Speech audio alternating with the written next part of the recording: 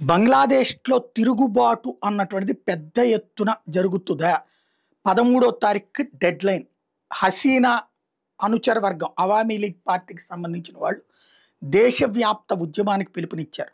హసీనా పార్టీని నిషేధించడం, హసీనాని దేశంలో రాకుండా నిషేధించడం, అరెస్ట్ కావాలని చెప్పి ఆదేశించడం, హసీనా మీద తప్పుడు కేసులు పెట్టడం, వీటన్నిటికీ వ్యతిరేకంగా అంటే ఒక పార్టీని అధికారంలో 2/3 మెజారిటీలో వచ్చినటువంటి పార్టీని కేవలం సుప్రీంకోర్టు జడ్జిల్ని అడ్డం పెట్టి, లేకపోతే అక్కడ ఉన్నటువంటి సైన్యాన్ని అడ్డం పెట్టి తొక్కేస్తున్నటువంటి వేళ, రాబోయేటటువంటి రోజుల్లో ఈ అవామీ లీగ్ వ్యతిరేక శక్తులని ప్రోత్సహిస్తున్నటువంటి వేళ, తిరగబడుతున్నటువంటి అవామీ లీగ్ వాళ్ళు ఆల్రెడీ నిన్న యూనస్ టీం మీదన నాటు బాంబులు వేయడం లాంటి చోటు చేసుకుంటే, ఇప్పుడు 13వ తారీఖున భారీ ఉద్యమానికి పిలుపునిచ్చారు.